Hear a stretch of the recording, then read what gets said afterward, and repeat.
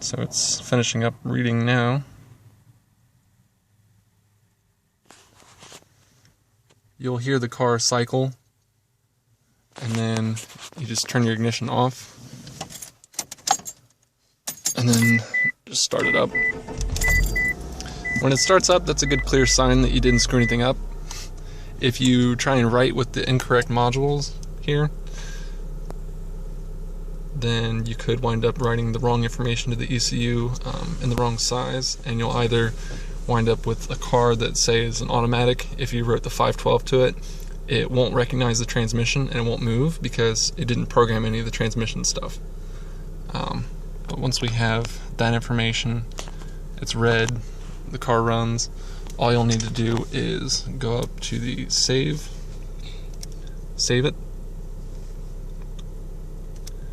and you can just title it your year, make, model, and what the transmission is.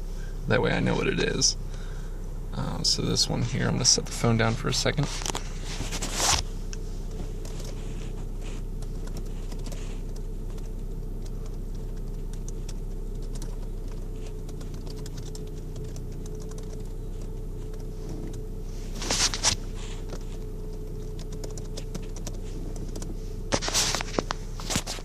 Okay, so we're saving this. This is Bryden's car. It's a 2011 Eclipse GS automatic transmission. This is the stock ROM. Keep a copy of this for yourself too. It's important. It is your factory settings and everything else. So should you need to go in for warranty or anything, you can flash this back in your car and they won't know that we were in there playing around. Also, so long as you tell them that you reset your battery. Otherwise, they'll be asking you why none of your emissions readiness stuff is there.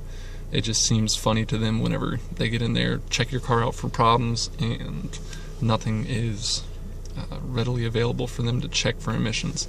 It's a good telltale sign that you've been playing around. So just tell them you had the battery disconnected and tried resetting that to clear your problems. So we save that. We're done with MMCFlash. ECUFlash is the program that we use to edit the ROMs with. I'm going to open up my stock one here just to show you guys. Alright, so I have some stuff defined already. That's the stuff you have in black here. The grayed out things are information that's a part of the definition file, but there's no data there that's useful. So it'll actually come up and tell you the current map description is invalid. So we can't do any changes to those spots. So we have a bunch of timing tables, we have a bunch of fuel tables, and there's just a bunch of settings inside of here that you can play with. Mine hasn't been fully defined by Merlin because I didn't get Merlin's definition file yet. If we go to one that does have Merlin's definition file though, let's change this. Okay, you can see a clear difference here. There's nothing grayed out. There's just a whole lot of information that we have access to now that we can edit inside these. So with MMCFlash, we were able to pull the ROM out. We sent this file off to Merlin to be defined. Now all these tables are editable from ECUFlash, the program we use to change this with. And then whenever you're done making changes, you save, title it something different, and then we just flash it to the car by going back into MMCFlash. We click on species expand. We go back to the module that we need to write with.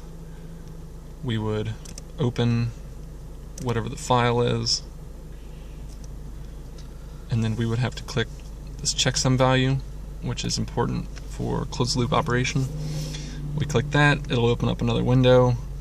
We click OK, accept, whatever. It doesn't automatically pop up all the time. Sometimes you have to look down in your menu bar to see it. Once you do that, it'll ask you if you want to use the algorithm to correct it. Just tell it yes. Once that's done, it'll tell you it's ready, and then you click write, and then it starts writing to your car.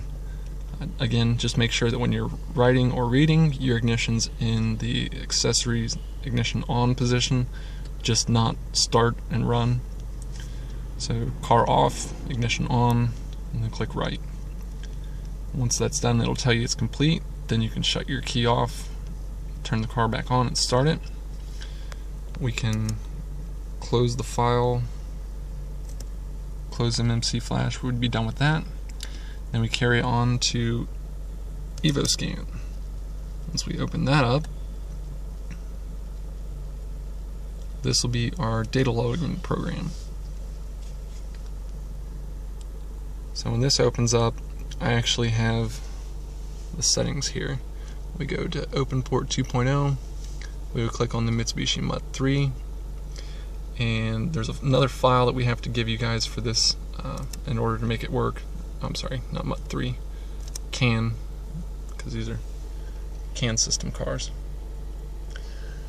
That'll change our options for our drop-down menu.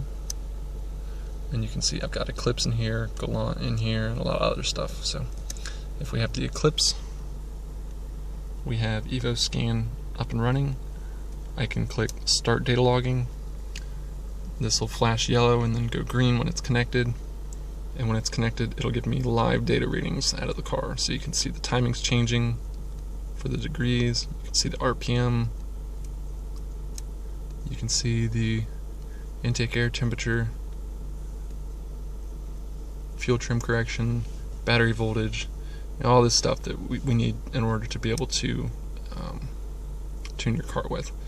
We need engine load values and everything else. That's EvoScan. As soon as you click Stop Data Log, you go up to the tabs and click Logging. You can go Explore Open Log File folder, and any of your new logs that you create will be saved in here.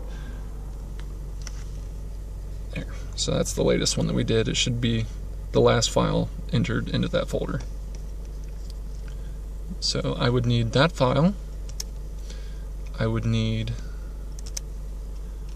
let's see, to go to our MMCFlash recovered files.